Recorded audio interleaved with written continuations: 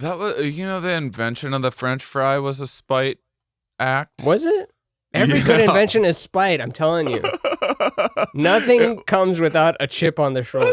Someone was before that, it was like potato skins. And someone came in and was like, but it could be thinner. And so the guy, like the chef, out of spite for a joke, like throw this, like made them what seemed to be preposterously small.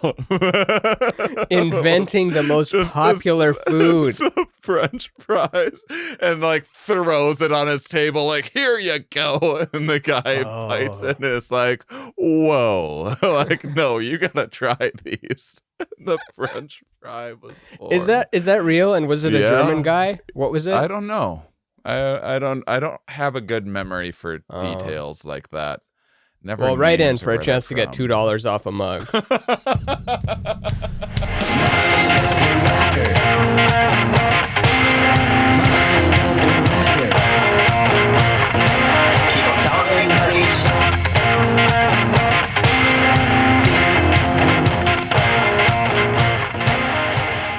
I like magic. I love magic. I think Penn and Teller are the best. Especially Penn, but Teller even more, because Teller shuts up and Penn proves that God is fake. That's right. That was a fun moment. I just decided we were talking about magicians, and Ramin wasn't sure where he was on magicians, so I just I was saying terrible stuff about magicians, and then we went live, and I go, magicians are the best.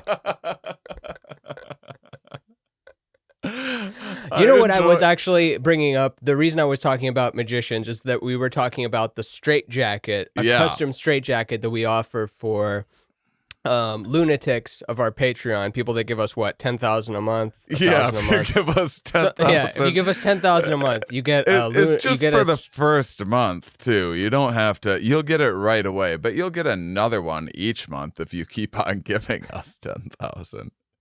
Yeah, Sorry, you get a new one.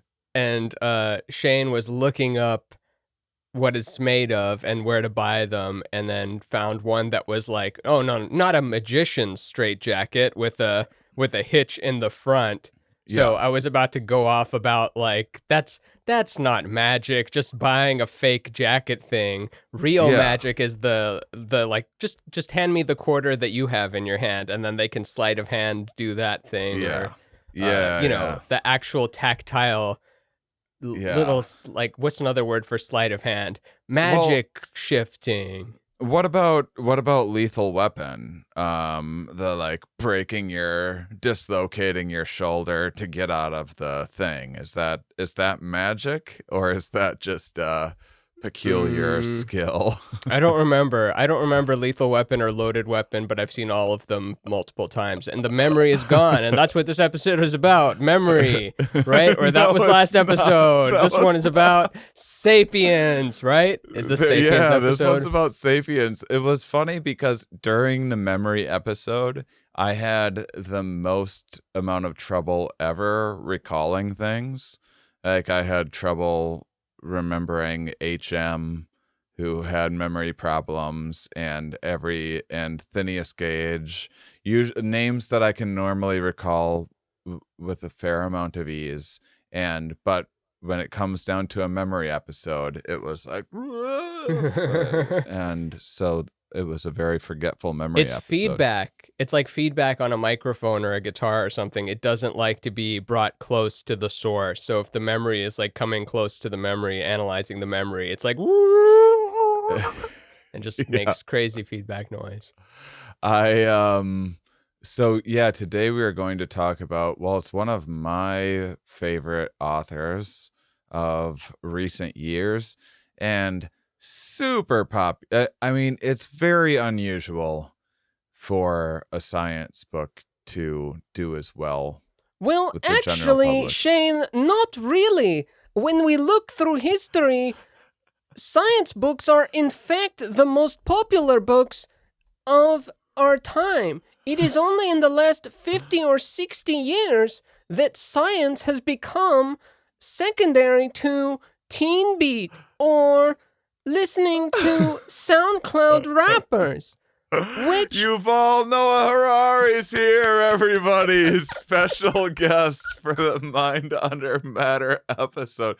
You might want to pause this, watch a lecture with Yuval Noah Harari, and then appreciate, or just imagine that Ramin is crushing it because he is. Don't look up my voice, because you will notice that this one is much higher of a voice than the other Sapien, which is the actual me.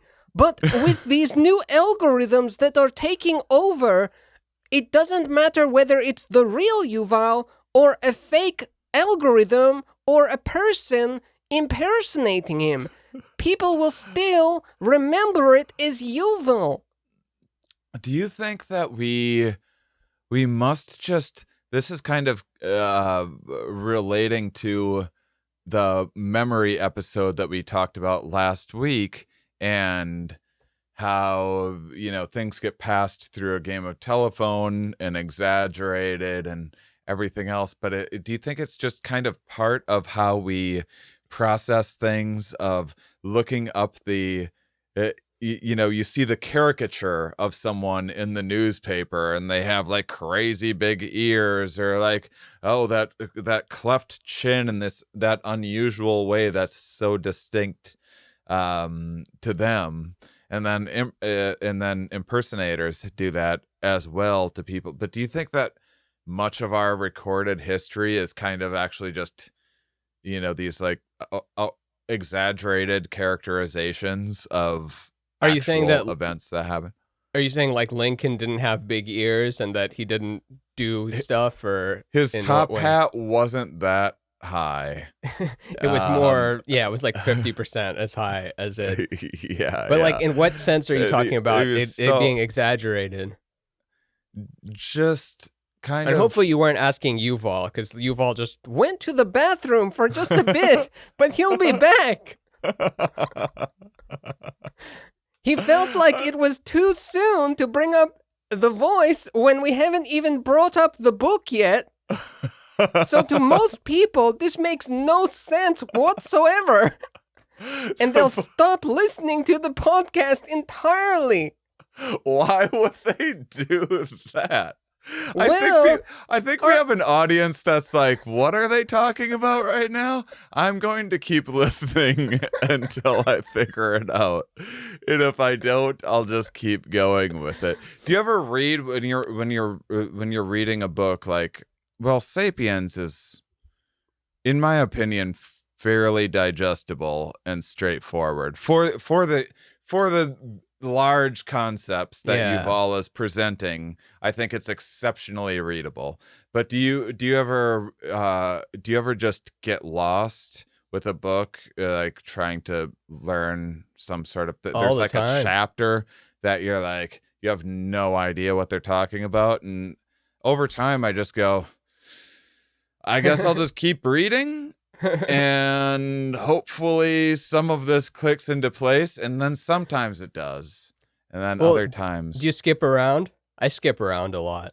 I don't skip around, but I'm going to start. I think first off, there's a trick for reading a lot of popular science books, which is if you read the first 3 chapters, you have a real sense of what the book is, and then you can kind of skip around from there and skim. That's how I do a lot. If I have an author on, I usually don't have. I'm a pretty, maybe not. I was going to say exceedingly, but I'm a pretty slow reader. It takes me. That means you're To intelligent. get through a book. That's what I read somewhere. I'm slow as funk, so I also use the intelligence thing as it, because we're so deep and intelligent that when we read one line, we're analyzing how it applies to every other aspect of all existence. Most dumb people that read fast, they're just like, the kid took the ball, and then we're like, what is a ball? And we're like doing the radius calculations and the like molecular density of the ball. We don't know what kind of ball it is, so we have to like do that across all densities. So we're just doing more computation is why we're slow, not because we're dumb. Ryan Singer used to have a funny thing about speed reading and how he got into speed reading for a while and then was just like, oh, and I didn't remember. One day I was like, oh, I didn't remember any of this. Like nothing that I read was retained. Oh, and I forgot to plug, if you're watching this show on video, the reason why we're looking up straitjackets was because we have new merch available, which is our lunatic character. We have a whole cast of characters on Patreon. Even if you haven't joined our Patreon just yet, it's worth going there to have a free peek at the fun cast of characters. We got Voids, Visionaries, Honeys, Comante de Buffons, and which you've heard us talk about on here, and Lunatics. And Lunatics is it's kind of a joke one, but it's real, and I'm thinking someone's going to join as a lunatic sometime, because what you get if you're a lunatic is you get a custom straitjacket, which is made out of like sheepskin or something bizarre, like a real, not a magician gets to slip out of. This is a straitjacket that you can't get out of unless you're Houdini or have done a YouTube video on how Houdini did it, which has something to do with hanging upside down, making it actually easier. And do you think maybe Houdini would have been impressive today? Punch me! That was a weird trick to do. And you could punch him in the stomach and he'd be okay. That was his trick? That's what killed him. A punch to the stomach. So that was one of his many tricks that he did. And then someone was like, we'll see if this is real magic, when he wasn't like looking or prepared or anything. And just from out of nowhere, just smashed him in the stomach. And it led to something or other. And how old was he? him. 22? People didn't live till longer than 25 back then, right? No, they lived a little longer than that. I think that's birth. There was a lot of confounds with infant mortality for a while that were like the average lifespan is this. Oh, that brought the test score down. Yeah, because that's like, funny. Statistics are so messed up. Kids would die and be alive for 2 minutes and, not make it through delivery and be like, well, we're putting that down for a 0. And this guy lasted till 80, so average age 40. It's all we need to know. Just the median or the mean. Always mix those two up. Me too. But the mean is the average. The median is the center point in your data, just so you guys know for the future. Also, polyamorous people do not obsess over sex. Some of them just like to have multiple partners they don't have sex with, which is not the same as open relationships, where open relationships want to fuck everyone. And asexual people don't want to put their dick anywhere, and they don't want anything put inside of them. But they do like hanging out with other people.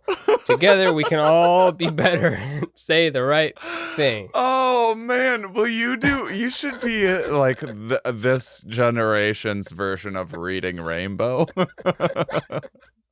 Remember? Oh, of course I remember. I'd love to. I was just watching some Star Trek memes, so I'm pretty close to that world. No, I was just doing an impression of you going like, now remember, kids, polyamory is nothing to be ashamed of. There's oh, now I forget what was that a Chris Ryan, by the way? What about Chris Ryan? Were you throwing a Chris Ryan out there, or was that just? Oh no, I don't know if that was a voice. That was me being perfectly describing everything, guy. But it's not a Chris Ryan. I think Chris Ryan's got a more deep, soothing voice. Like, I like to just relax, smoke a joint, have threesome sex, and just kind of watch the ocean. Like, we run around so much ever since our hunter-gatherer days, and I like to just put my arms behind my head and have a mouth just kind of graze up and down my body while I smoke a cigar. That's like, I like to have fun. I just what's this wise author have to say? I like to get just by the beach while He's smoking honest. a cigar. Wow, that guy's onto something. The honest professor. All the other professors like, no, I love monogamy. And monogamy is the best. And then he's like, no, guys, stop. Who knows though? I haven't. Last thing I read of his was Civilized to Death, which is, it's not so much about the polyamory thing. It's more about the being out of the hunter-gatherer days and what we left behind as a result of that. But hunter-gatherers were not equipped to deal with Homo sapiens' level of cooperation. You see, it's not our brain size that made us at the top of the food chain, because Neanderthal had bigger brain than Homo sapiens. The reason we are on the top of the food chain is because of our ability to cooperate across genetic lines and our ability to have shared fiction in which we can convince people, hey, if you go kill this guy, you'll get into heaven. And it's a story, and you can use it in all kinds of ways. So if I say that in my pants is my actual genitals and not a banana, you will believe the fiction, but really it is a banana.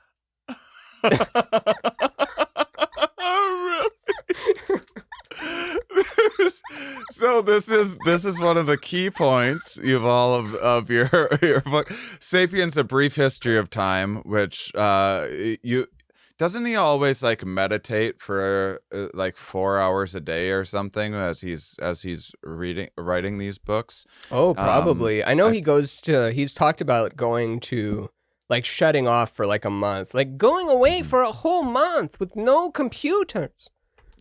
I mean, yeah, that's a solid idea. Yeah. If you can afford to do it, if you can set that up for yourself and go away for a month, that would be wasn't there a bunch of things like that where there was people that, you know, took like, I'm gonna go out into the wilderness for a month, like right as COVID was like. It wasn't really in the news yet, and then a month later they funny. come back. And that's got to be so cool to go off the grid and come back to COVID. Store, and there's people wearing like plastic bags on their heads and stuff, and everyone's got fucking mounds of toilet paper in their grocery cart. You stop in for a Gatorade, and there's people in hazmat suits. Amazing. That has to have happened to at least a couple of people. Yeah. That would be so cool. Yeah. But they probably have some stupid family member or something that texted them, so as soon as they got back in their car, they're like, oh, COVID, and it ruined our bit. But otherwise, what do you do? If you know that person, yeah, the right thing to do is to give them a heads up. No, like, just the right so you know, thing global to do is pandemic. But I think you go. Should we? No, don't tell him. Don't tell him. We'll let it be a surprise. Global pandemics has just the most insane surprise. Surprise! Everyone's there at the grocery store in mass. We don't know what's happening. We might all be dying. Surprise! Howard's Woods. We really did think that first week that it could go the way of Contagion, because Contagion they were more organized, but also the disease was way deadlier. I don't know how long it's been since you watched it. If it would have been deadlier, people might have like organized a little more. It's tough to say. Not exactly. Our ability to organize is actually very limited. No, wait, I contradicted that. We're actually good at organization. Never mind. Scratch that line. That's evil Yuval. He's not part of the evil Yuval. Hitler was actually the most advanced Homo sapien ever. And he had the most practical ideas that you can ever think of. Evil Yuval, get away from here. You're not allowed on the podcast. Only good Yuval is allowed. And even then, we got to limit him because it still doesn't make sense contextually. How much have we said about Sapiens so far? So the breakthrough book, it came out back in 2011, Mhm. and took the world by storm. A Brief History of Humankind, and the gist is, I mean, the real takeaway, what seemed to grab the most people's attention, was this real interesting demonstration between kind of objective reality and subjective reality, and how humans, maybe more than any other species ever, were able to collect and cooperate around subjective ideas. Like I remember when I first heard I took a class of his before Sapiens came out, and when he first broke down the McDonald's example, I was Ooh, like, do you want to walk us through that? oh yeah, he's just like, he talks about, he's like, what is McDonald's? It feels like an objective reality, but it's not. It's a subjective. Corporations are a subjective reality. So if you wanted to get rid of a McDonald's, how would you do it? You could knock down the McDonald's, but McDonald's would still exist. There's other buildings and everything else. There's other McDonald's around, and you could destroy all the buildings. You could still build new ones. Is McDonald's the employees? Well, you could get rid of all the employees, hire new ones. McDonald's isn't the employee. Is it the CEO? Nope. Those change. Is it is it the food? No. And Is it the and founders? Nope, the founders are dead. and the idea is that but if a judge decided that McDonald's was a monopoly or something like that, and so we have these subjective laws, so they're made up by us humans. These are kind of opinions, things that we worked out collectively and built these subjective laws around. So a judge who is like a modern day sorcerer in a way, wearing a got the fancy outfit. outfit and everything else. If he bangs the gavel and says that that McDonald's is a monopoly and needs to be dissolved, then McDonald's no longer exists. The idea of McDonald's is dissolved, and it would still exist in people's minds too, and so it gets really tricky. But the very things that feel so real to us are subjective realities that we are agreeing upon, which is like happening so much right now with crypto, which is I think part of the craze with crypto is everyone having this experience for the first time, like, wait a second, but the dollar's just in our minds. We're just agreeing on what we can just make up whatever, and like people are having that experience for the the first first psychedelic time. experience. Yeah. Like, I'm going to invest in this, and to me, it's a little bit like when I saw The Matrix, when I was like, huh. I thought everyone's already thought of that before. Like, why didn't? Why Kung is this Fu was blowing cool, though. the Kung Fu was cool, but like, are we living in a simulation? I thought everyone had that thought, and then I saw people's minds. People are like, "What if we are living in a?" I'm like, "Oh." I talked to this guy Yeah. recently. He's like, shout out to Blake Burton at the Nast podcast, but he was asking me, because he's from a younger generation. He's 20 years old or 21 years old, I think 20. Mhm. And he said, like, when The Matrix came out, is that like what changed everyone's opinion to seeing it as a simulation? Did that like cause the shift? So like from his perspective, it's like, oh, that movie came out and now people are referencing the movie. But Yeah. Well, I mean, I do the think idea was that, around though. I think that we have these. I think that we're constantly trying to articulate not just the subjective realities kind of outside of us, which is what Yuval spends a lot of time on. Like, how do you collect? You get you get enough. We used to be tribes of 50, and then how do we overtake the Neanderthals? By cooperating. How do you get a bunch of different tribes to cooperate over this idea of freedom or a god or us versus them or whatever? And you're able to get enough to cooperate that way. But I think that in interpreting our inner worlds, that is really influenced by our external realities too. So there's these weird feedback loops where, like, the idea, like, how did you articulate? So first, an idea was like, ooh, I had a lightning struck in my mind, and I had this idea, and then the light bulb comes out, like, ooh, I just had a light bulb go off in my head, and then cars come out, and they're like, yeah, I'm sitting in the driver's seat. I'm feeling driven. I'm living, So stuff we all invent, gas, no brakes. Yeah.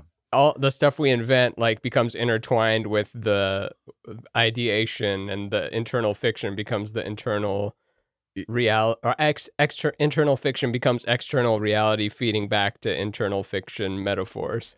Yeah, so so then computers come out and we're like, oh, I just had this massive download, and oh, I don't have the bandwidth for this conversation right Yeah.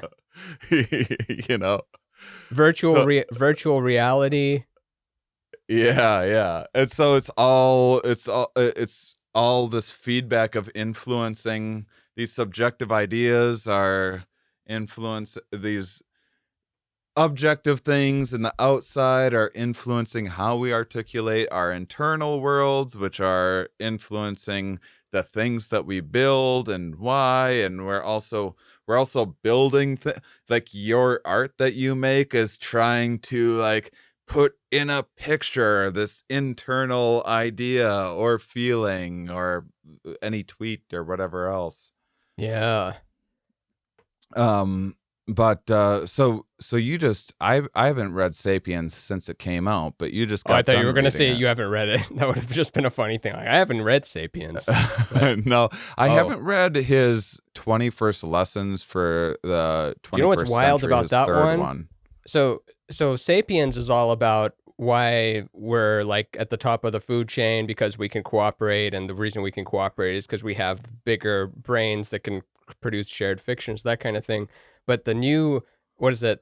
21 lessons for the 21st century. So the second one was, so after Sapiens, the second one was Homo Deus, A Brief History That's of the Tomorrow. second, but And then the third one, which came out 3 years ago, is 21 lessons for the 21st century. So he was saying that, he says this in his talks a lot too, about how the algorithms are getting so much quickerly advanced. Oh, that's a great sentence too, huh? Quickerly. Jesus, I keep forgetting that these get clipped and you're captioned. spending too much time around me. You're picking up my Yeah. Midwestern like, what's the quickerly? Hey, that's got a lot of value here in Los Angeles. There's no one like you. It's like, oh, you talk like one of them normal people. We could use you to sell stuff to normal people. But the algorithms are getting so good that they know us better than we know ourselves a lot of the times. He uses the example of a kid who's 10 years old cannot know that they are gay, but the algorithm knows that they are gay based on certain eye movements and certain behaviors, and it will start marketing to them. On the Coca-Cola ad, it'll show a sexy man instead of a sexy woman, and you'll be none the wiser. But it just knows you better, and the kid might not even come out as gay for another 10 years. And like, he wasn't saying it as a bad thing, of course. Yuval is gay. He brings it up, and like he says, he didn't even know till he was 21 or 22 or something. But it knows you, and then you're gonna have epiphanies about yourself 10 years later, and the algorithm's like, no, I knew that about you when you were 5. Like, you news. Yeah, you showed patterns that would indicate that you would be doing that. And these patterns are getting so wild that there's experts that are going to be these modern day sorcerers, not unlike the judge, but even more like more sorcery than the judge, because they're going to see patterns that the algorithm predicts and then tell the finance people something crazy is going to happen in 4 days. I don't know why it's going to happen, but the God thing says that some crazy thing is going to happen in 4 days. So you might want to prepare for it. And sure enough, it's going to happen. And it's not going to be like, well, we can like look through the code and we'll see what does it. It's too deep in the everythingness for one human to go look at the code. It's just kind of like it reverts back to magic. It's back to praying to gods like, oh, fuck, I hope the financial gods are nice to us next week. Yeah, my brother does pretty heavy duty big data processing stuff, and they have it's a big shipping company, and they have huge, it's FedEx, but they have huge demands for like large AI problems that they need to solve, and they'll just kind of throw things in the system that they think will help, like give the AI a task to sort out, and then it'll sort it out, and then they'll test it, and it works. And when they've done that, then they got to be like, all right, now what the hell did the thing do? How did it process it? And they literally, my brother's been in meetings where they're literally using characters from the Matrix, like on a drawing board, to be like, okay, this part of the program was like the Oracle, this part was like Neo, to help wrap their heads around what it even did. And they often don't know exactly. Do they integrate the sequels at all, or there's like, well, these are the twins. The twins or serve as a device that doesn't really move the story forward, but it sells tickets. Everyone in the boardroom's like, boo! Anytime there's one guy that keeps on trying to bring up the third one. So in the third, very underrated Matrix, the albino Winklevoss twins or whatever. Why were they there? Why did we buy that? Maybe they weren't cool. I need to go back and watch it. I thought the first Matrix was the Matrix first one was great. Yeah, I thought it was a hair overrated. I enjoyed it, but then I was like, that was enjoyable, and everyone was like, what the fuck just happened to my brain? And I was like, oh, okay. I just thought it was a fun movie. And then the other two, I was like, yeah, those were enjoyable, and everyone's like, what? How could you like those? You're a bad person for like it. It's the same with Star Wars, because if you weren't in on the Star Wars thing early enough, you watched them, and I was like, yeah, okay. Yeah, you accept it for what it is. And then when the new ones came out, everyone that was a hardcore Star Wars fan, they're like, how could they do this to me? And I was like, they were like, okay, yeah, Jar Jar Binks was silly and stupid, and so was CP3O. We just lost a lot of listeners. And no, he didn't say C3PO, he said CP3O. So yeah, it's okay. It's a different model. That was the director's cut one. And now the fans think that the latest sequels are the worst thing to ever happen because there were two, I guess, I liked Mandalorian. Mandalorian's my favorite. Mandalorian's the best Star Wars franchise. I thought it was a lot of fun. Yeah, I had, and same thing. I had a big Star Wars fan be like, "Oh, the first couple were okay," and then, and I watched it, and I was like, "This is very good. Like, it's very enjoyable. I'm not over the moon about it, but I enjoyed the whole series. I'll watch whatever they put out." Were tribes clashing over shared fictions and their validity in our culture? This shared fiction does not live up to what the fiction in my head thought that this fiction would be. The fiction should be better, and it's just all made up, and we're all just dancing around in costumes with aliens and laser guns and stuff while there's real problems to be solved. Like people talk about the ozone layer, but they don't talk about the ocean. Like, if we solve the ozone problem, we still have to deal with the ocean. And like, meanwhile, we're still like, no, the second Clone Wars wasn't as good. The Clone Wars movie wasn't as good as the series. The Filoniverse is better than than the sequel verse from Disney. Have I told you about have I talked about Hey Ya and the From AI Outkast? on here? Yeah. No, not at all. That It's- sounds interesting though. they put I think this was in the power. Yeah, this is in a good book, The Power of Habit, but they put How many Power of books are there? well, this is the only one worth reading because like they really took a chance on the name because it sounds like your average like horrendous self-help book, and it's really good. It's fantastic. It's super super down to earth sciencey. Tons of great examples of things that I've already used on here when I talked about the Asian co-pilots that were too polite Oh, that's and funny. Yeah. and crashed into the boat because they culturally couldn't correct a superior Yeah. pilot. They need to have a loud American Yeah. like air marshal. I probably already made that joke, so I'll move Yeah.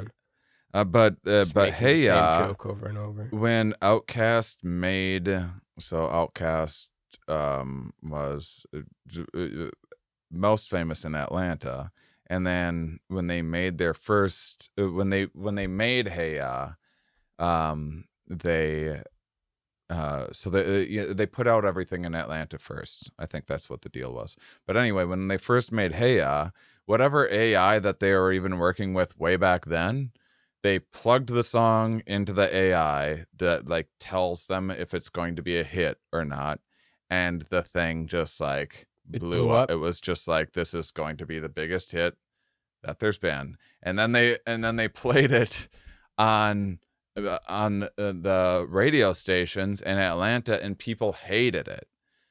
And it was because it was too different for like big Outkast fans. It was like too different. It was too rocky or poppy for compared to like, Bombs Over Baghdad or something like that.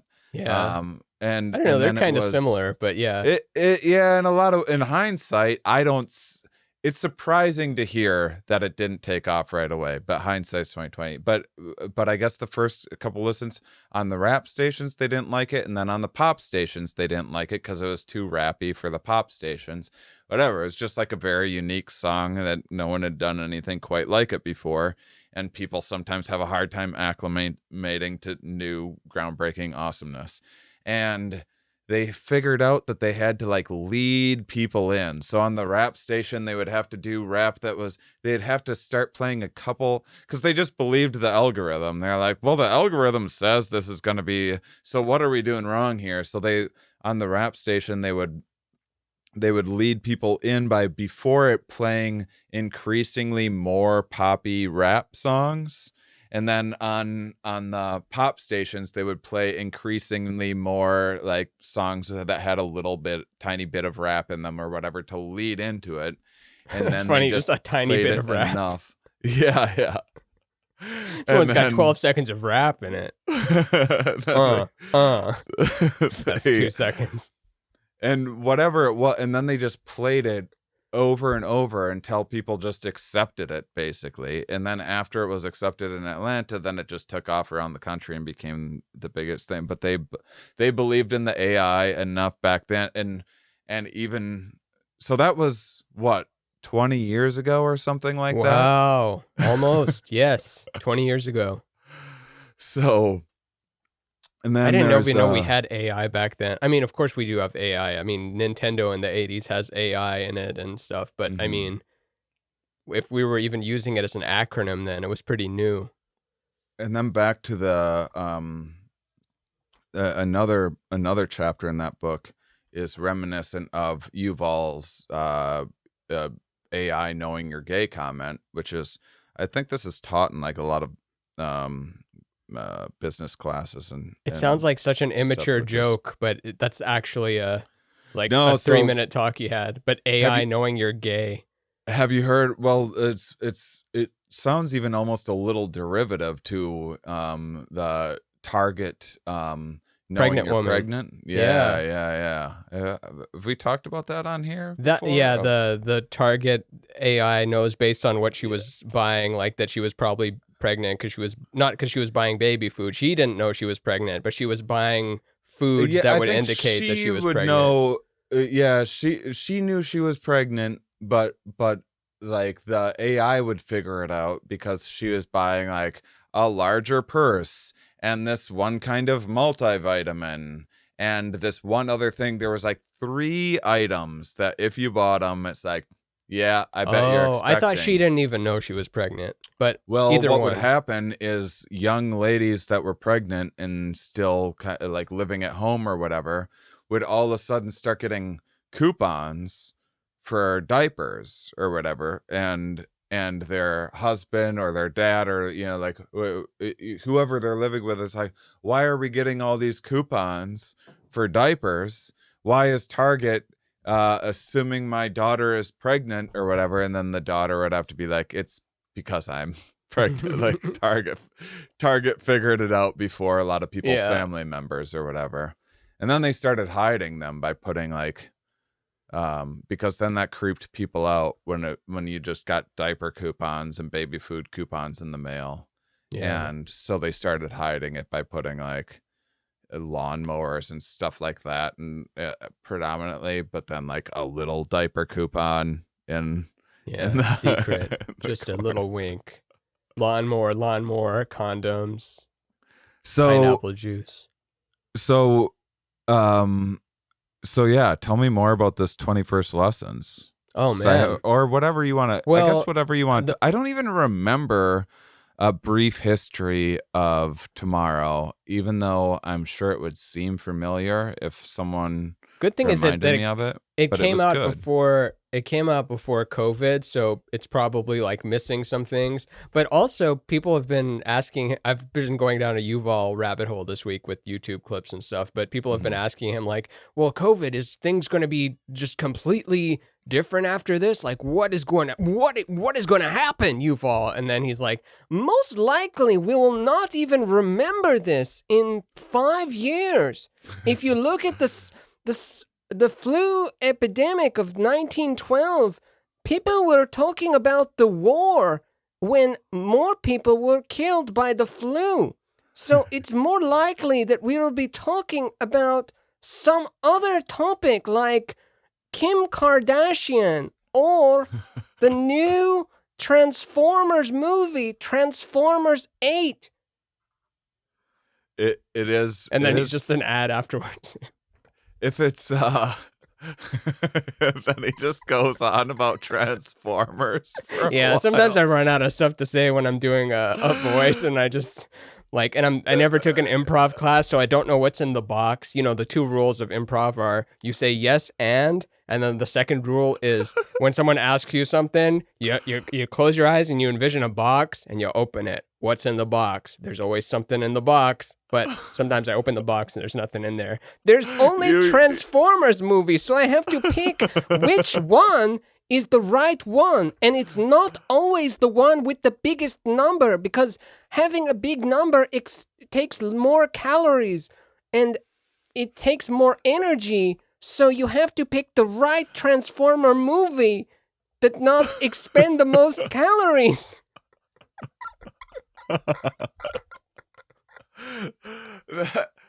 Oh man, it is.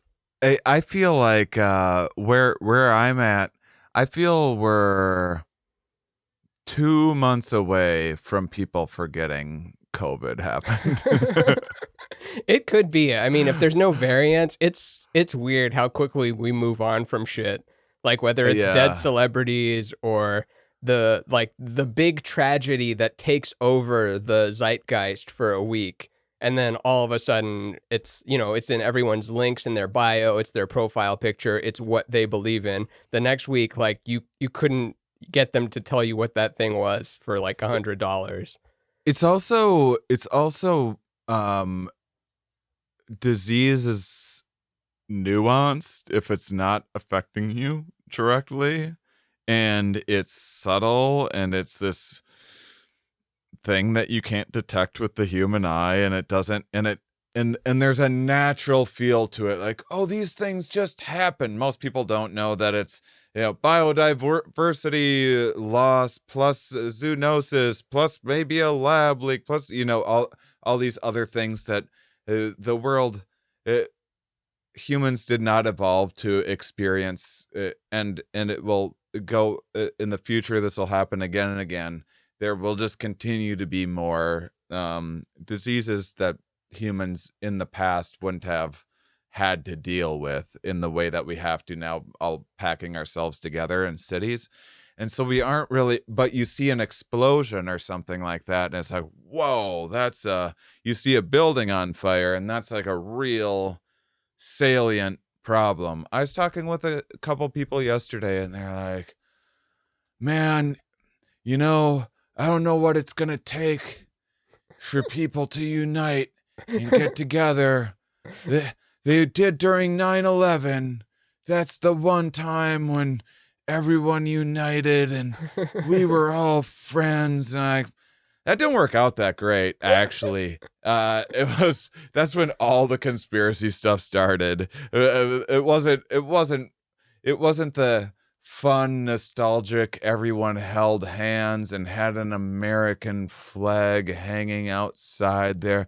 There was new laws put in place that were like, pretty questionable. Oh, those TSA Provision ATD body scanners. That's how I felt about the mask when the mask first became a mandated thing. It's kind of like, oh man, the first time I had to go through a body scanner, I'm like, really? We have to do this? We have to take off our shoes? And then the third time you go through it, you're just like, I mean, what am I going to do? I'm going to be Repo Man or Running Man or like some sci-fi like guy that takes on the whole thing, and I'm the Arnold Schwarzenegger running away from the space cops. Get real. Walk through the scanner, you put on the mask, you put 2 Modernas in your ass, and you go to your podcast. Either unless you're going to be something with the word man after your name. Then just get Ramin. But that was, I mean, the difference is, you can have the number of people lost during 9/11 happen each day, and the only one that cares about that number is statisticians. Yeah. that's I do like I made a joke on Here We Are during all of it about how it's weird that humans need to conceptualize. Once numbers reach a certain, like if 2 people die, whoa, like that's horrific. But once numbers reach a certain amount, we don't even know how to deal. And then you need to start like, oh, if you stacked that amount, if each person was a piece of paper and you stacked all those papers and it went to the moon, how many bowls of Wheaties were killed? The guy sitting on all the dead people as Wheaties or muesli or whatever. That's a lot of Wheaties. Say each person was a marble and you had to fill and you needed to get the number of people that died of COVID in marbles in a space. That would take a 3-bedroom house. Like, oh my God, that's so many marbles. Like, that's what it takes for people to just I love the idea of just more and more ridiculous ideas that have no connection to anything. But the person that wants the 9/11 coming togetherness, like I get the wanting that feeling because there wasn't a respiratory pandemic during that, so it was fine to go hug people and be close to your neighbor. But during this thing, it's the opposite. And this thing is an attack on freedom. And the other thing was, remember how obsessed with freedom everything was? Like we wouldn't call it French fries in the National Air and Space Museum because the French said no to the war in Iraq. And they're like, oh, you don't want to go to war with Iraq? Well, we're taking away the French from your French fries, which also you didn't invent because they're German or whatever. But still, fuck you. Freedom toast. Freedom fries. And they made fun of that forever on Daily Show or whatever, but... That was the invention of the French fry was a spite act. Was it?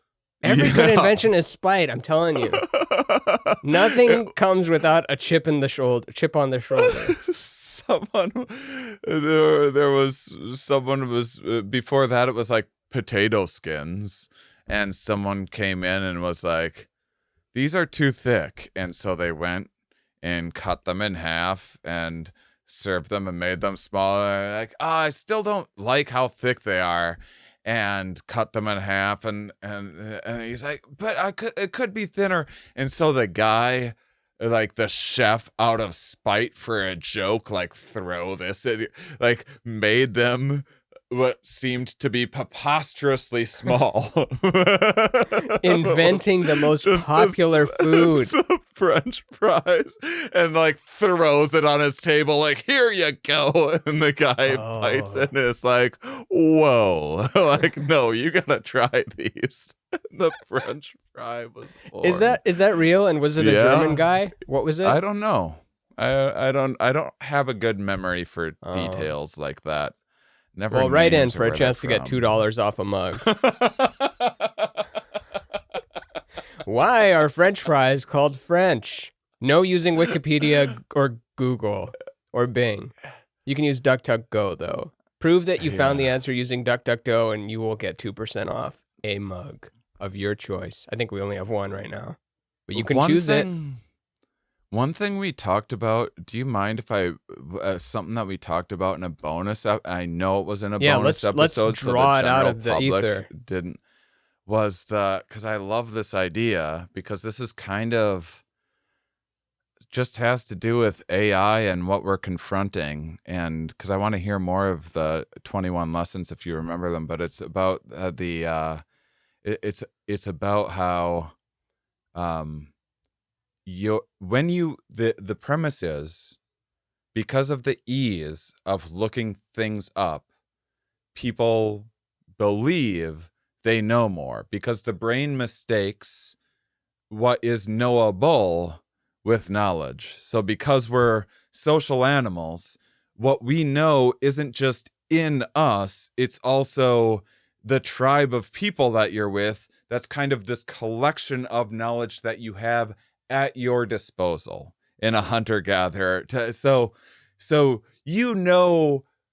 hunting and building a hut or whatever, not because you could do that single-handedly, but because there's people within the tribe that have that knowledge. So you're just like, yeah, I can build stuff and hunt things.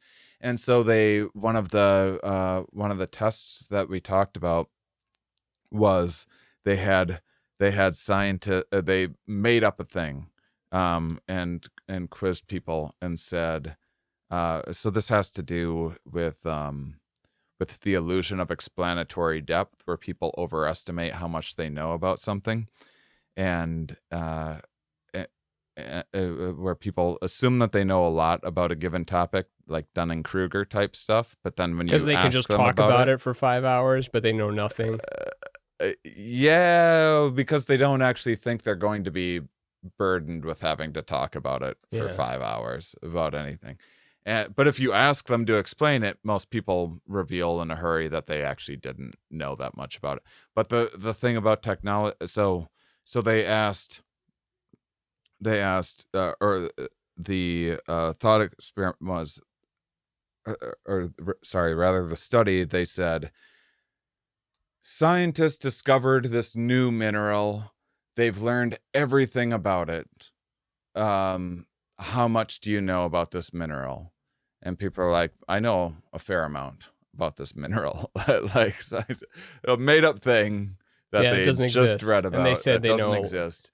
Like, 6 out of 10, I know a fair amount. And then the other condition was, they go, scientists just discovered this new mineral. They know everything about it, and it's classified information. How much do you know about it? And people are like, 0. I don't know anything about, because they don't have access to it.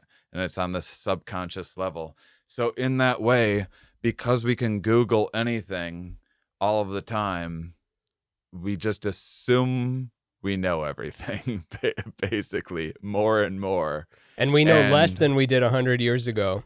Probably. No, it's like an actual thing where we've just offloaded more of it to the devices, and the average person 100 years ago is just more knowledgeable in like surviving in the wilderness, like what to do with their hands, fixing stuff, cars, engines, that kind of thing. But we're like more specialized today. Like now today you'll have not the computer guy. There's a guy who makes a good living, but they can't fix a computer. They can't even fix software, but they're really good at social media marketing, not across all social media, on one platform. They're hyper specialized. And then it's going to get even more like, I'm the best social media TikTok person for snowboarders. What? I can't say snowboarders. Yeah. What was that? I just had a stroke there. Were you belching? No, I don't even belch. I don't have it in me. Maybe later, but no, snowboarders. Yeah, and then snowboarders, it's just going to become more and more and more specific, and that's why they say the universe is this fractal, because it fractals out, and then the little spiral gets smaller and smaller and smaller and more specialized and more specialized, and people think the robots are going to come kill us, but what's more likely is that they're going to just keep us around as the same way we like cats. Like we're not here to produce the thing, but they like us because we're kind of interesting and cute. Also, I mean, we can learn a shitload from every species on Earth. The more advanced we become, the more knowledge we gain, the more we realize, like, wow, you can use fruit flies to figure out cancer or whatever, you know. And also, I mean, fruit flies is a dark example because we dissect them and fill them full of like all sorts of weird genes to fuck them that's up dark. All these... I thought the rat thing or the monkey thing was... Monkey one is pretty messed up because they're so close to us. Yeah, they're better with monkeys than they used to be, because of the cloth mother. Have you? Oh man, should we go down that wormhole? Yeah, let's do it. Maybe this is a 3-parter. This is A New Hope, episode 4 of my book written in 2011. Just practicing. We were going down an interesting path there, which was, oh, god damn. Now that you did Yuval, off the air, you were talking about Yuval lying to a friend or something like that, and how it was just like, I've created a fiction. You probably won't recall it, but I've been cracking up we didn't about it tape all that? day. No. Oh, that's funny. Yeah, the best Yuval bits were like off air, and then this is me trying to like revive the ghost of it, and then like I just don't have the same bits, but maybe we'll have one. It's like they always say, the best Yuval bits happen when you're not recording. I keep thinking also that this is also on YouTube, and we're like just next door neighbors with all these other characters, with every character on YouTube. It's kind of funny that they're one click away from an actual Yuval video or an actual Chris Ryan video, and then here we are like in our little TV sets doing our thing. It's our own universe. It's cool. Thanks for the comments. Appreciate you. Very self-aware, very meta, and but yeah, we're just kind of commenting on the whole thing. I don't know what the point of that was. Well, that is fascinating that we're a neighbor. Every time you do an impression, we're a YouTube neighbor. Yeah, it's one big Manhattan, whatever, Brooklyn skyscraper thing, and we're these Italians on the stoop and the window, and Yuval is like 2 windows over, and we were going down when you talked about the universe turning into fractals and all that, there was this idea of when we were talking about outsourcing and outsourcing knowledge. That's what I always think when I there's lots of alien talk going on in the news. This is the early like first week of June that we're recording this, and I think we've talked about on anything here interesting. No, I haven't heard any alien talk. No. I mean, I don't really watch the news. I just see what some people retweet on Twitter or whatever here and there. And I sometimes check Twitter 20 minutes a day, and other times not at all. Twitter is just a place I go to yell things. And I People don't know it's just where you dump garbage, and they're like actually fighting with your garbage. Yeah, Like, yeah. I don't care. That's just the dumpster. I go put stuff in. I'm back Yeah. inside now. Yeah.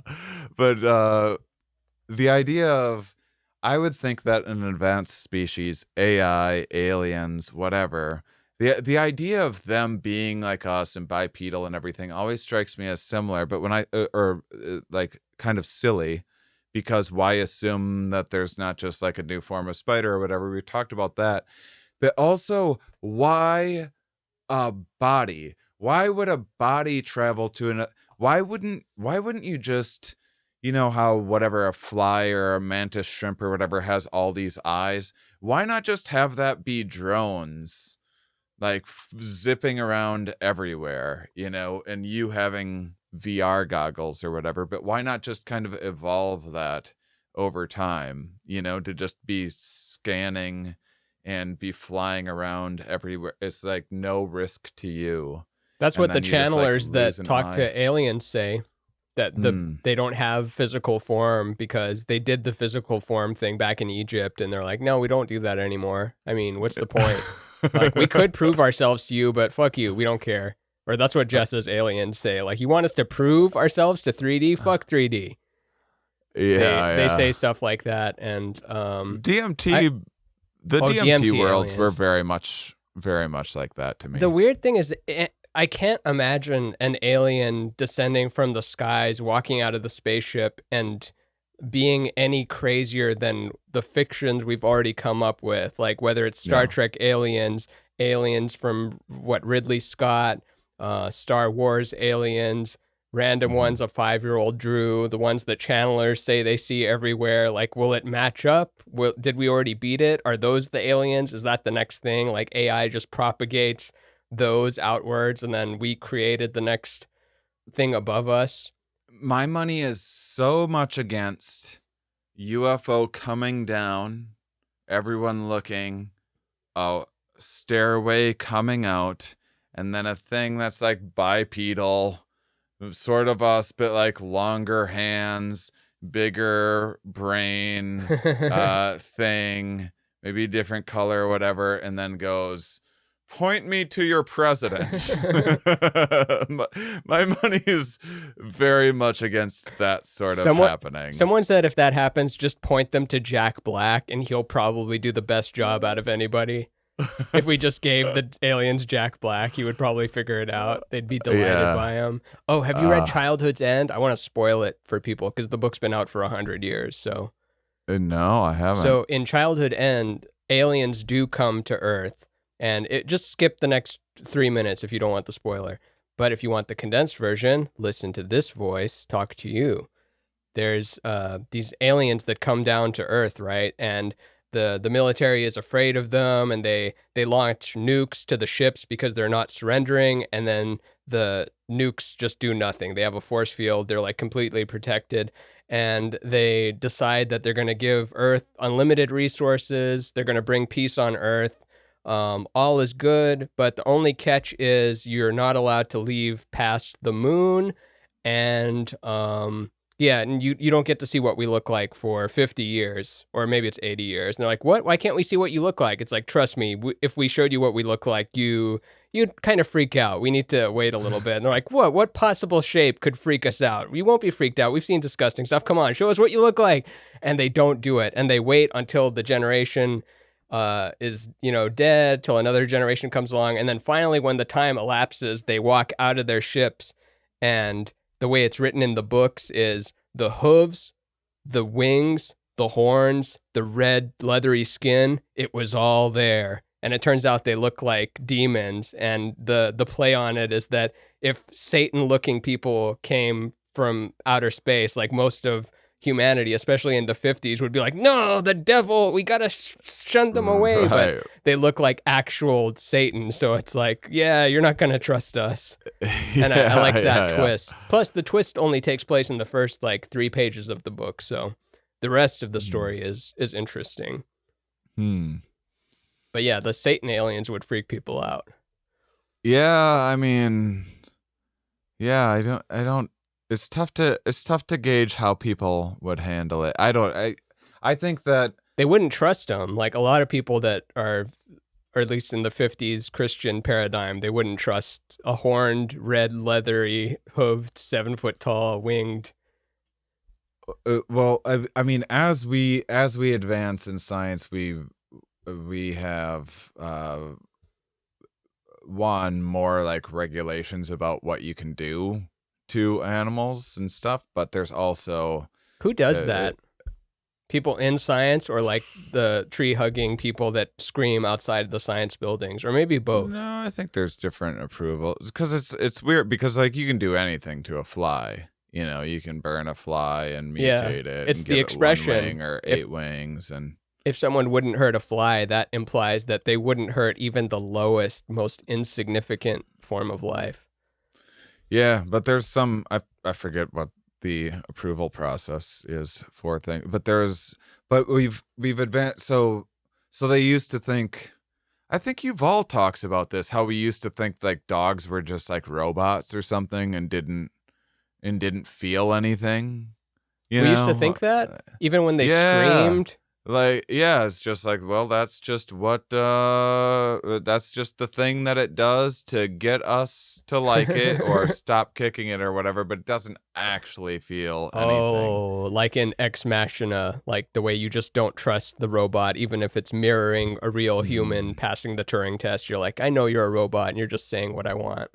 But there's a huge push now for animals and there's books being written about it, about animals in captivity just simply don't behave the same way that they do in the wild. So you trying to do things on a rat that's in a cage with nothing else in it is a very different thing. Like whatever drug you're giving it is a very different, you give it cocaine when there's just a wheel in there or whatever, and it's going to get addicted to cocaine. You give it a cocaine when it's like this whole rat amusement park, when it has lots of other forms of stimulation and ways to entertain itself, and it's much less likely to get addicted to cocaine. I don't, Yeah, I it's don't in the see why water, you wouldn't right? do They give it a both. water thing and it can choose the cocaine water or the regular water. And if it's got friends and love interests and like activities, it doesn't do Yeah. drugs. And if it's lonely by itself, give me the drugs.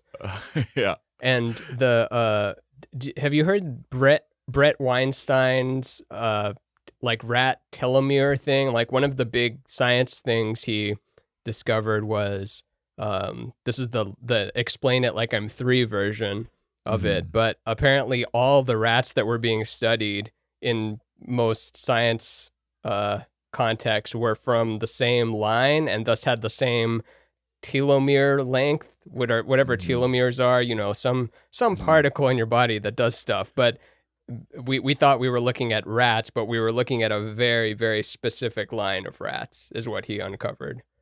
And this was relating to like aging and stuff, I imagine. I don't know, maybe.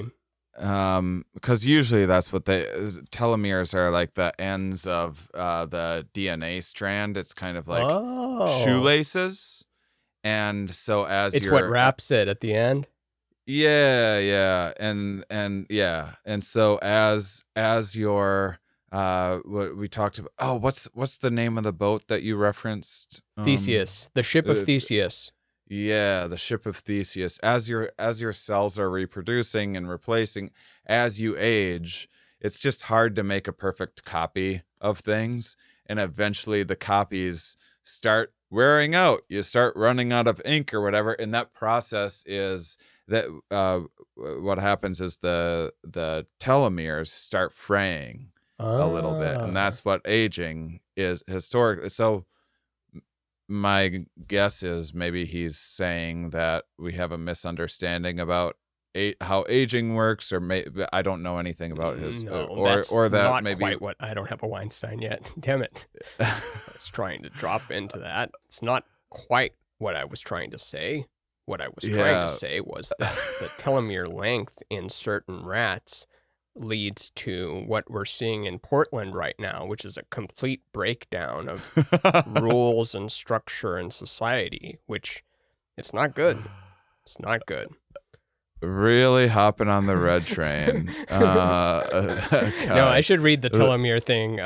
So I should. It's weird. It's I on the bring up end of stuff that I have chromosomes. no understanding of, hoping that That's it okay. sparks an interesting discussion. But I another did. thing another thing I wanted to say really quick about Yeah. the technology 21st century things. This relates to. Did you ever listen to the Kevin Kelly episode of Future Fossils? Might be the first one, not the second one, but he was talking about how our relationship to technology now is more like it is to plants than it is machines. Whereas before it was very machine-like, like you knew where that transistor would go, the capacitor, you move this around.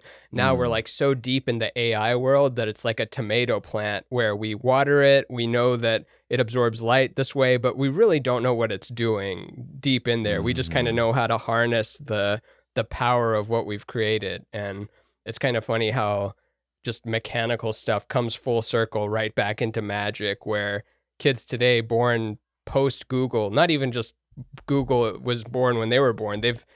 Google exists for 20 years, then they're born, and they're in this world where their grandma is talking to them on the screen, and that's just normal to them. Touch screens are normal, everything's normal, searching stuff normal, and they live in a world of sorcery.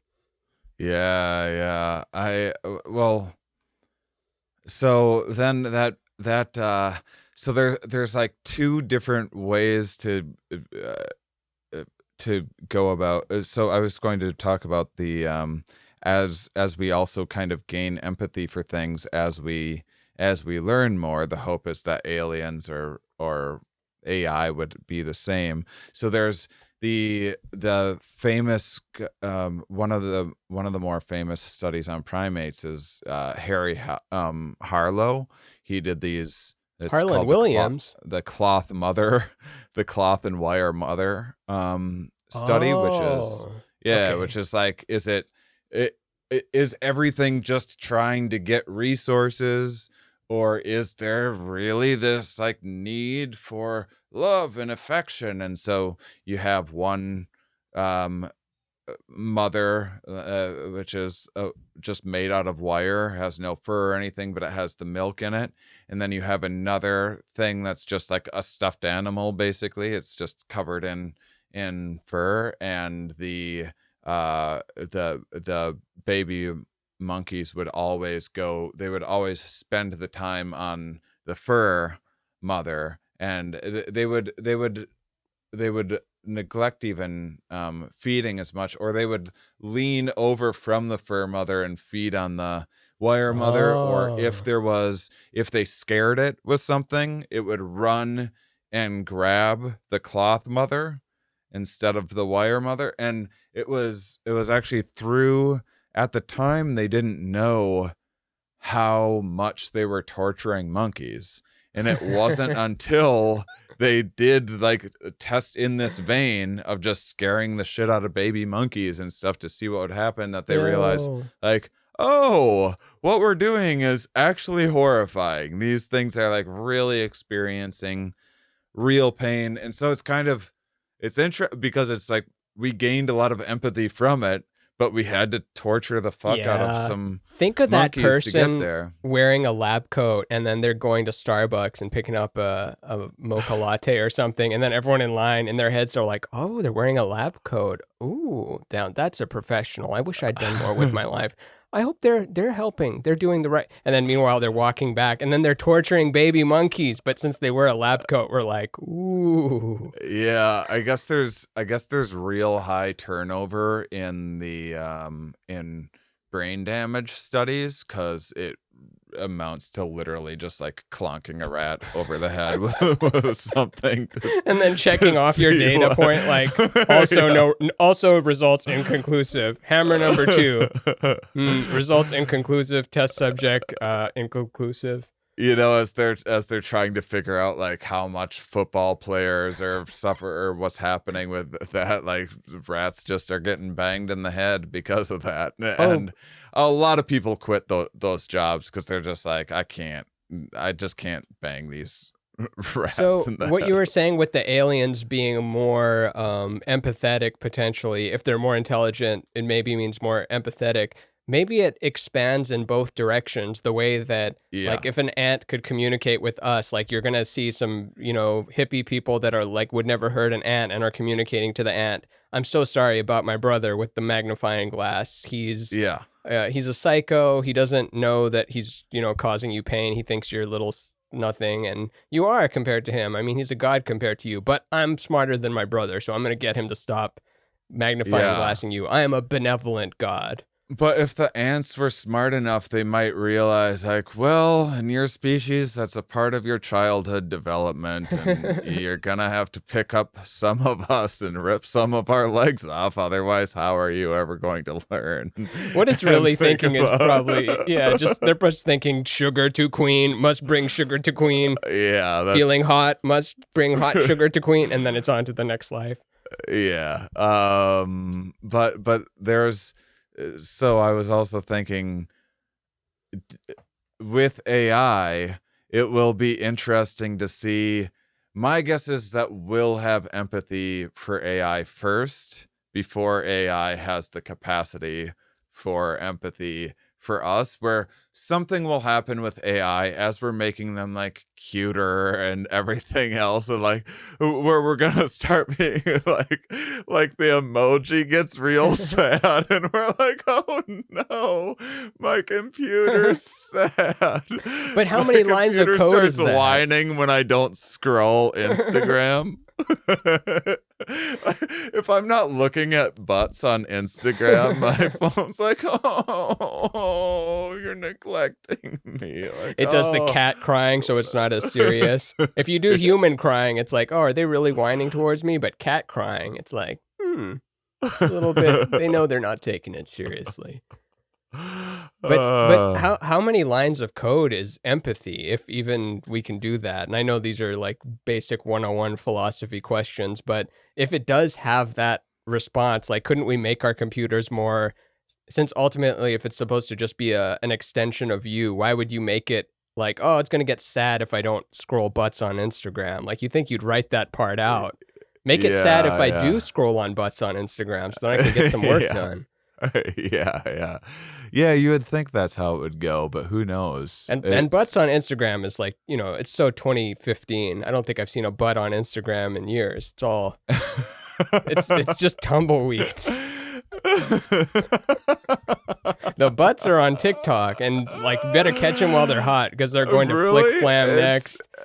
TikTok is going to be for boomers by July 15th. It's funny because I didn't start using Instagram until COVID happened, and I was forced to start going into social media and stuff more, and which turned out fabulously. Actually, I really enjoy Instagram, actually. But it's my favorite one.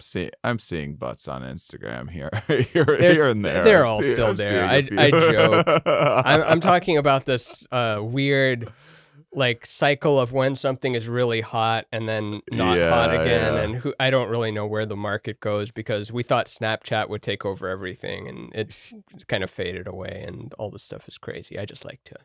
One of the things is I get into what's the acronym for FOMO, fear of missing out. Those satisfying the satisfying things, ASMR. like ASMR, it's like, what does it stand for? It's like liquid metal, and then there's someone pounds this into a thing, and then a press slams it down, and then another person turns it with like these giant scissor things, and then another person hits it, and the large press smashes it down, and it's so MR. That's a complicated one. I've seen like men in their late 50s just eating cereal, and they have millions of subscribers. So that's like one of those most banal ones you can think of. It's not expensive. They're not doing something sexy. They're not young. It's just old man eating cereal, and just hearing them go. Wow. And some people like it. I mean, it's not bad. It doesn't gross me out.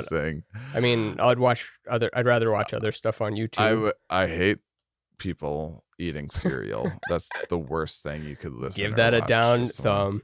I haven't seen all of it yet. People have been pointing me to this Bo Burnham special, so I need to watch the whole thing. But I've only watched half of it.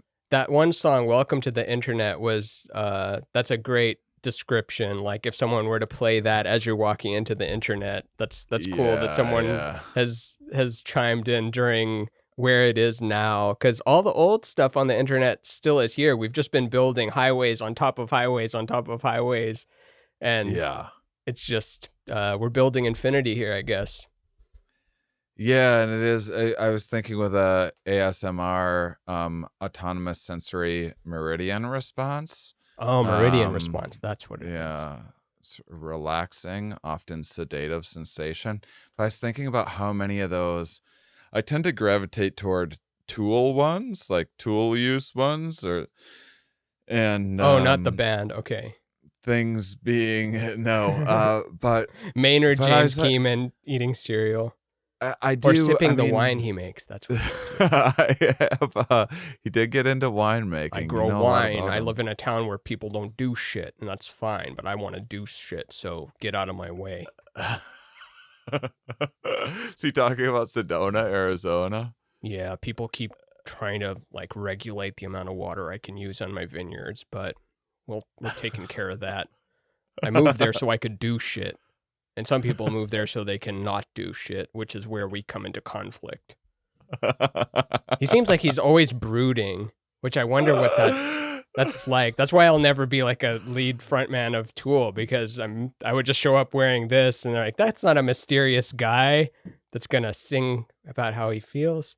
He doesn't rock. I feel like when you get into heavy and that's your System of a Down or something, it's a hard, because I feel like if you get enough success but not quite enough, but you're stuck, it's paying the bills enough, but like now you're stuck. Oh, Tool, he does well though, doesn't he? Oh, Tool does fantastically well. I'm not talking about Tool here, but like really hard, the brooding, angry type of music for a lot of people doesn't age that well. You know, when you're young, you can really channel it, but then as you get older, you kind of want to like start leading into bluegrass a little bit. If you're not like huge, you know, if you're just like a musician, you get some gigs, you transition into bluegrass and feeling good about life is, I think, the natural flow of things. But if you have enough success, then you're just stuck having to be angry. But I would correct that there, because bluegrass takes a certain technical fortitude that like as you get older you probably lose some of that speed, so maybe like the acoustic singer songwriter type. Dexterity, that's what I'm thinking of. Don't know enough about it. But I saw that, Newfound Glory, new album, new video, and you're like, what, aren't you 60 and you're still singing about like, and you're still in that register, which if you're feeling it, great, that's wonderful. But I wonder if you're waking up going through the motions like, oh man, I gotta sing that song again. Yeah. It's like performing when you're having the worst day and then you gotta go out and make people laugh. Oh yeah. By the time you're taping your hour, you're over it. That's what sucks about stand-up. By the time the material is where it's at to be taped, you're already sick of that material. But like the worst stuff is like just got through a huge fight with the girlfriend or whatever, going to the club, I think we're breaking up, and you're just like thinking about it the whole time, and then or just something horrible happened to you, and then you got to get on stage and be like, hey, how's everyone? Okay. Who's ready for chuckles? But back to this ASMR, just to finish the thought. I realized I've been watching these for months, and like I said, I'm a baby. I'm about 1.5 years old on Instagram, and so I just realized the other day, oh my gosh, I'm just watching someone's horrible job that they're trapped in. That's like a nightmare for them. Like when I see a press of just like, oh, this is how pixie sticks are filled or whatever. And like the thing of like, whoa, that's so cool. When you see it for 10 seconds, it's the coolest thing in the world. It's like but the person zoo. actually doing that, absolute nightmare. Yeah, you're walking by the tiger in the zoo and you're like, it's so majestic, but the tiger is just depressed there for the next 48 hours. I mean, indefinitely, but I bet zoo animals have it pretty. I've been to a lot of zoos and I've gotten to go behind the scenes of zoos, and holy crap, it might be the case that there was, and it probably is still the case that there's like, varying levels of standards. But holy crap, they have a pretty good situation. The last zoo I was at in Dallas, the animals live so unnaturally long that they give them acupuncture because their spines start fusing together because their spines just weren't meant to handle living like so long. So they're literally like getting acupuncture and stuff. I've seen like the kitchens where they prepare all of their stuff, and they're constantly trying new things and whatnot. What about the quality? So quantity is good. What about quality? What about getting out that urge that they want to like go hunt that gazelle and like wait. that's like, it turns out if you just like throw a drum on a rope and put some toy in it, an elephant will spend all day whacking at that thing and just be very amused. They're always coming up with new games. If VR is just like a not click a better bad place to be. Yeah, you could keep us pretty docile. You want to, I imagine an ideal world, if you let a thing out of the zoo, it would probably want to roam. I bet it would come back like a dog and come back and get fed. Given the choice, your average thing, if it knew enough to, I bet it would come back that's the level of pampering they get. It's crazy. Another interesting thing is that I learned from the last time is that rhinos piss like crazy. Like they can shoot like projectile piss and like shit backwards. Too, right? I've seen the GIF. I think that's the hippo. No, there's a rhino. Oh, maybe it is a hippo. I think it's hippos that fling their tail flings like a helicopter. Both of them get some range though compared to us. Like even Yeah. after a night of heavy drinking, like they beat us on range. Actually, sapiens have the lowest range of projectile diarrhea of any primate. If I were to have a contest of shooting projectile diarrhea with a chimpanzee and the winner would get 10 bananas, the chimpanzee would win all 10 bananas every time.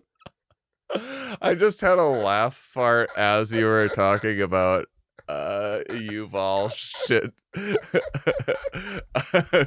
contest.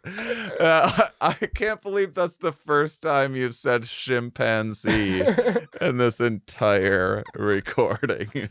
There's three key, like with any when you're doing a voice of anyone, there's like keywords that you kind of home into. Yeah, you hone, like with Terrence McKenna, it's well, you start with well, and then you say well again, and then well.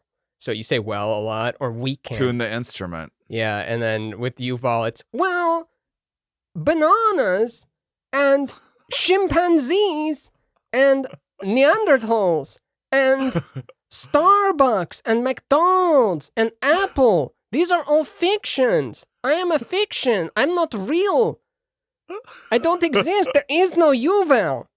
If I were to cheat on my husband, he would say, why would you do that? I would say, I don't exist. I am a fiction, and I was with another fiction that night. It's not cheating. I like that he's also you pointed out how cynical he is, and Yeah. I hadn't picked up on that because I was just like, gosh, why do I resonate with this guy? Yeah. Just the hardest. He's cynical, but he's not Eeyore. He's not depressed cynical, because he sounds like enthusiastic just whenever someone says like, well, knowing what you know, like, are you optimistic based on how quickly we're innovating technology and how we're going to accomplish solving the problems that faced us in the coming years? Are you optimistic? He goes, well, not exactly. Based on what I'm looking at, we are pretty fucked. It looks as though the human sapien race probably has less than about 20 or 24 hours left on this planet. You might want to go nuts right now, or, try heroin, something to get the juices going, because you don't have time on this planet. It's cooking, and the algorithm is going to make you its slave. There's something, I think the reason why I like those sorts of takes is, and I'm not alone in this, because I've had people write me, having guests on, here we are talking about COVID, where it's just like, yes, that's the most pessimistic view that I've heard, but at least it feels real. Like everything else that I'm hearing from everyone sounds like a fiction that they are telling themselves. And there's just something that is like,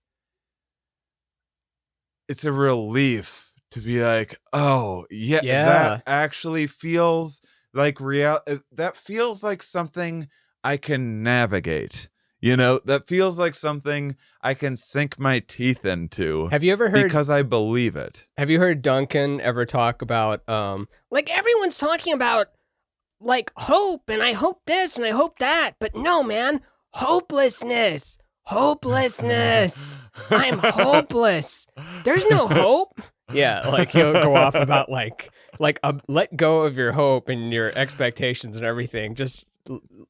But people confuse that with, but that'll feed my depression. And it's weird. Like, people like us, I kind of have both of them. Maybe you do too, but like sometimes the cynicism makes you laugh and makes you feel good and not crazy, because that's what's already going on inside you. And someone else reflects the cynicism back, maybe even more. Maybe they give you more fuel for your cynicism, and it just makes you laugh.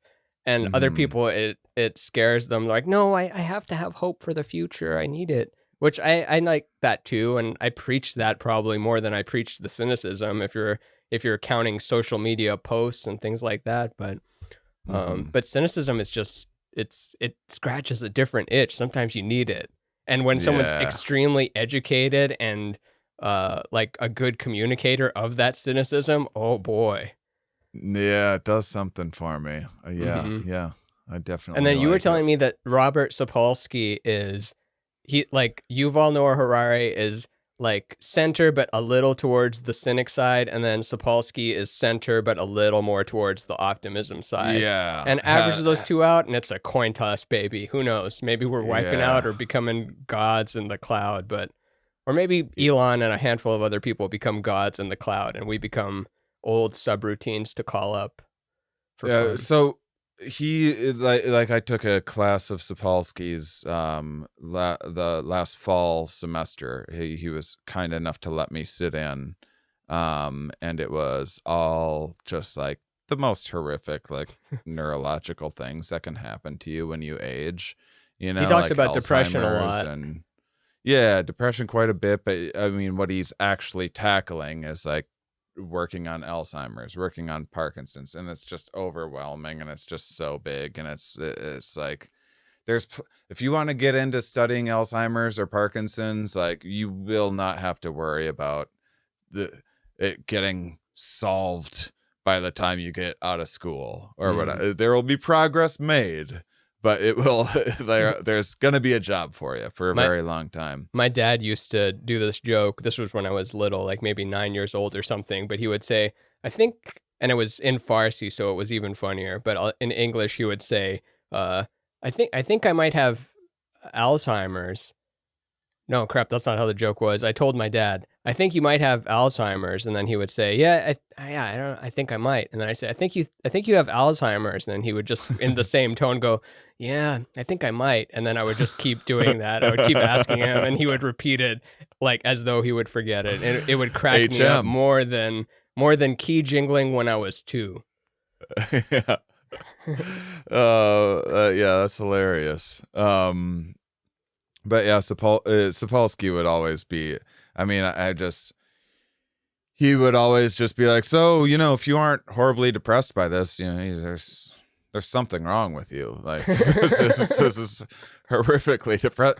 But he's optimistic and like, so let's like get to it. Let's work. Let's work. Let's figure this out. We could do this. But yeah, know where you're at. If you're gonna dig your way out of it, it helps to know how deep you're in shit. Yeah. And yeah. I like that. It's a fun thing. Man, I want Sapolsky, and I was looking up Robert Sapolsky and Yuval Noah Harari, but all I found was people, taking isolated clips and just making one clip. They haven't interacted on tape yet, according to my knowledge. But man, I want to hear them together with Jordan Peterson, with Christopher Ryan, and then see who exits the Coliseum. Or maybe they all just walk out because they mostly agree and they disagree on minutia. You can find Sapolsky and Christopher Ryan on. Oh, that should be interesting. At least on a panel together. They did something in like Mexico or something. So maybe in nice. The Spanish. Game of Thrones panel at South by Southwest. But yeah. Well, this is a full episode. I think now that we have a new character established, that we can just you have a new character established. Not exactly. You see, we were going to receive a cease and desist order after this episode because of the gross misinterpretation and misrepresentation of the author of the book, Sapiens.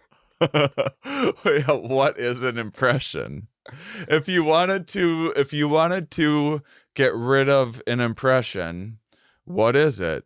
Is it Ramin doing the impression? No, someone else could do the impression. Is it some tone, some vocalization? No, but if some judge wearing some cape and gown bangs a gavel around and says the magic words cease and desist, there's no longer a Yuval impression because it's just a fiction in your mind.